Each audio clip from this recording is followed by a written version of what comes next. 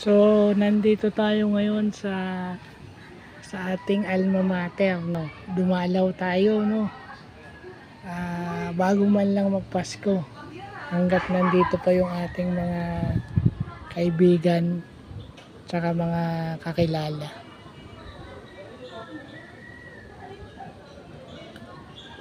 Ika nga old stomping grounds. Ayan. Maraming memories, lalo na yung stage na yan, yung court na yan. Madami. Nandito tayo ngayon sa may college department. Isa ito sa pinaka-importante at pinaka-paborito kong lugar dito nung nag-aaral ako.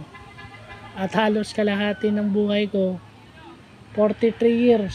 So, yung 20 sa 43, dito, karamihan dito nang galing o dito naganap. So, pinanggalingan ko, di ba? So, yun na. Umaya, pagdating ni Kuya Ruben, saka tayo ulit mag-vlog.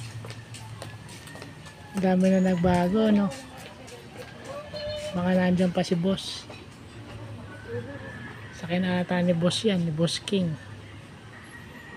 So, yun lang po.